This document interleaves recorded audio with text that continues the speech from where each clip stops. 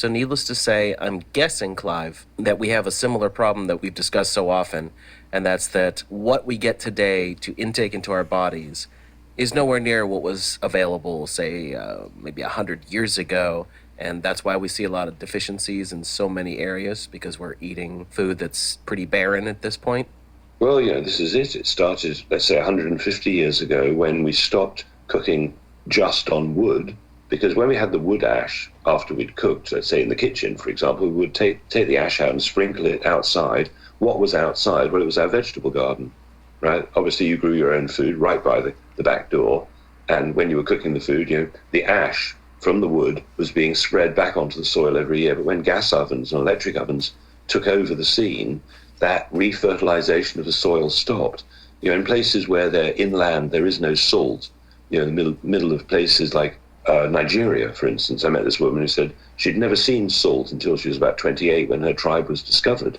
And I said, well, what did you do instead of salt? She said, well, we put all the waste products from all the food into the fire, burnt it down to a dust, and then we took the dust and put it in tomorrow's food because the dust had the goodness in it, which it does. You can't destroy minerals really with heat. But vitamins, on the other hand, are destroyed by light, heat, and time.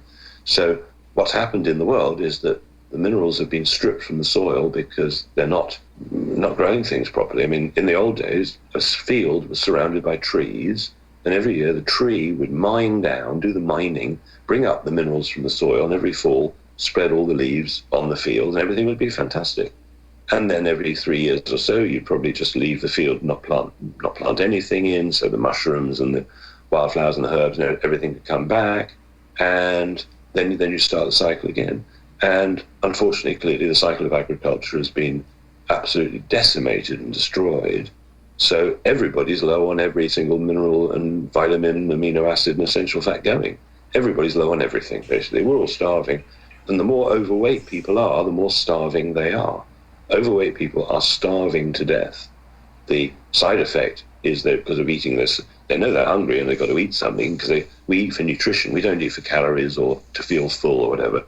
We're driven at a subconscious level to eat for the nutrition we need. So the people who are overweight, they've been eating so much, trying to get this nutrition which isn't in the food they're eating, and then they've poisoned themselves. And what happens when the body's poisoned with chemicals, let's say, the body doesn't know how to get rid of? Because normally we'd sweat it out, breathe it out, whatever, we'd get it out. But if it can't get these poisonous food chemicals out, then the body is going to want to lock up those toxins in fat, for example, right? Because you wouldn't want to put the toxins in the brain or in the liver or something. So parking toxins the body can't get rid of in fat. So a lot of people say, well, I don't actually eat that much.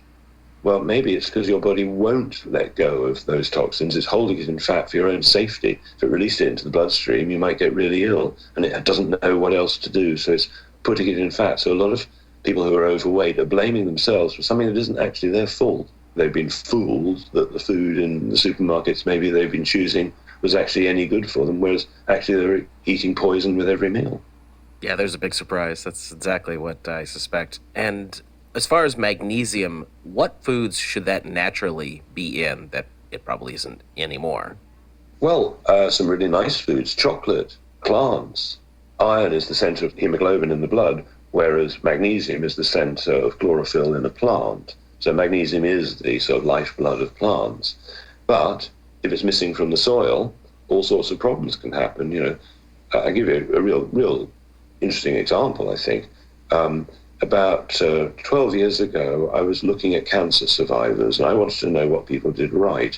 And in researching that, I discovered this report from 1929, I think it was, from Egypt. A French doctor had for 19 years worked in Egypt, and he couldn't understand initially why Egyptians seemed to be immune from cancer.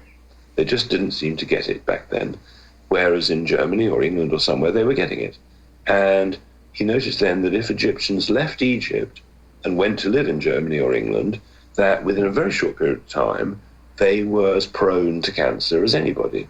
And he was determined to find out what it was. At first, he thought it was something special about Egyptians, but it wasn't clearly. So he tracked it down to magnesium in the soil.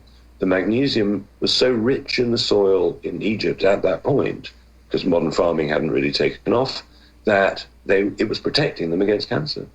Whereas the modern farming methods that had already been used after World War One in Europe had already started destroying, the insects and all the bugs and bacteria and everything that lives under the soil, and then they made the fields too big, and it was just a recipe for disaster, really. So magnesium should be in almost everything you eat, one way or another, but it isn't.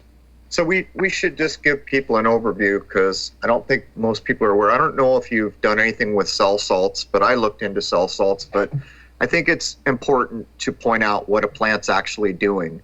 If you put a basil or something in your garden, it's pulling these so-called salts, minerals, things out of the ground, but it's producing them in a way that not only your body can absorb it when you eat it, but a lot of times it'll also provide this other thing that's unrelated that your body needs to take it on board. So maybe you can explain that better than I did, but people really need to understand the importance of healthy soil. And when you grow a plant, it's doing all the work. Like they try to make cell salts, and they'll do a thing they call titration. So the particle is so small, they're claiming your body can ingest it, but the plant does all this, right, Clive? I mean, we should point out how this all works. Okay, well, let's cast ourselves back in time. We're living in our local forest, and we know everything about the forest because that's where we've always lived.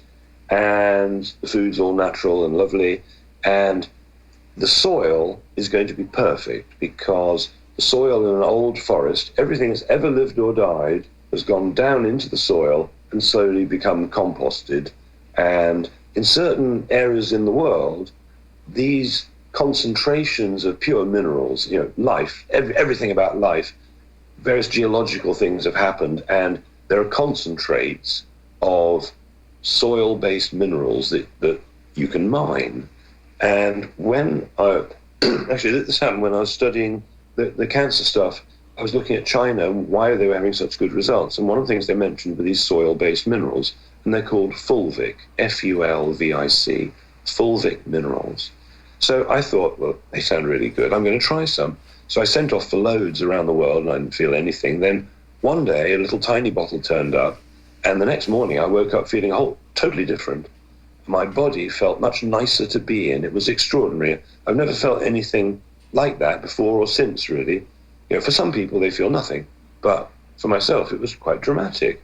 Then I went out and bought quite a lot of it. So I thought, this is great. I mean, it really was extraordinary. So the next person I gave it to was a friend of mine who was 3 months pregnant. And she comes back 3 days later and says, my morning sickness has stopped.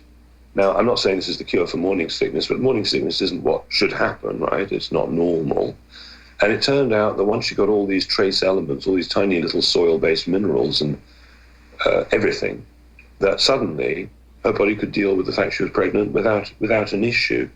So it's incredibly inexpensive. About $45 buys you 4 months' supply, right? So it's only $11, $12 a month. So it's really cheap. And it's super interesting because we can understand that we're all low on minerals, right? It's not in the soil for all these reasons. So how is the best way to get it back? Well, from the soil. So finding an ancient deposit. These deposits are, they believe, something like 32 million years old. So people say, should I keep it in the fridge? How long will it last? Well, it's lasted 32 million years. I don't think you can do too much to it. So, there are these, this is what I'm saying about the idea of viewing it as cellular medicine. What does a cell need? Well, if you put in the perfect balance of minerals, for example, with some water, so you drink it, now it's got to a cell in your body. So what happens, first of all, is the fulvic minerals, because they're full of minerals and you take it with water, expand the outside of the cell, which means that all those minerals can now get into the cell to do their work. So what does fulvic minerals do in a cell? Well, it's like the cleanup crew. This is super important. It neutralizes herbicides, right? And there's one particular herbicide, I don't know whether I'm allowed to say the name, which is particularly nasty, and it neutralizes it. So we just did a whole show on it. Go ahead. We're talking about what's in Roundup, I'm assuming. Absolutely right. So fulvic minerals neutralizes it, as it does many, many other toxins. So what happens is, in the fulvic goes into the cell, it neutralizes all the bad stuff pretty much and replaces it with minerals itself. But because it's everything from the soil, it's not just minerals, it's also microscopic organisms of all types. All life is in an old growth forest. Then the interesting bit comes, well, look, if that old growth forest was 30 million years old, what was life like 30 million years ago? And it appears from the records that supposedly things were a lot bigger, like trees were much bigger, animals were like dinosaur sized, so that perhaps, I mean, they say that at some point with the cataclysm, lots of species got wiped out, but 30-year-old minerals, of course, you're, arguably going from a pool of genetics that was somewhat different to what we have now. It's an interesting thing. So I'm all for soil-based minerals. And if you didn't have the money, you could go into an old-growth forest with a bucket, dig up some soil from a bit deep down, maybe, and pour some water in, and then drink the muddy water. That would be a great free mineral supplement if you were really stuck. That's about the exact opposite of how we live now, right? Everything's got to be spotless and clean. But Jason, before I hand it back over to you, I want to make a point. I know a lot of people are going to start emailing, being interested in everything Clive's talked about. Again, the image on Crrow777 radio links over to Clive's thing. The natural charcoal is there. The fulvic is there. The vitamin C is there. The magnesium is there. I don't know if there's anything else we've talked about. They're basically all available. So I'm trying to spare myself from 100,000 emails. That's an exaggeration. Anyhow, Jason. So, Clive, when you were in the hospital, what was it that you already knew that you had experienced that you knew, like, wait a second, they're just pumping me full of pharmaceutical crap. All I need is real nutrition, real nutrients, things that my body's missing. What had you experienced to get you to that point in the first place? Thinking what Clive was thinking. Is it possible this is getting up into our heads and becoming a bit like an antenna? I had misgivings about it the whole time, and my misgivings got worse as I tried to research it, because it was one of those things where you were going to get, it's going to kill you, it's going to make you live forever. There was no real balanced information that you could get your hands on per se. So what Clive is saying is there are two ways you could get it: from activated charcoal, which is processed in a way, or just from normal natural charcoal, which is what Clive has opted for. Now, everything that's been said here is Clive working it out on his end and me starting to have misgivings. But anyhow, Jason, you want to get in on all this?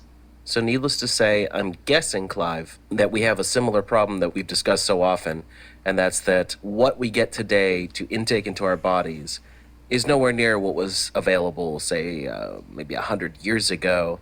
And that's why we see a lot of deficiencies in so many areas, because we're eating food that's pretty barren at this point. Well, this is it. It started, let's say, 150 years ago when we stopped cooking just on wood,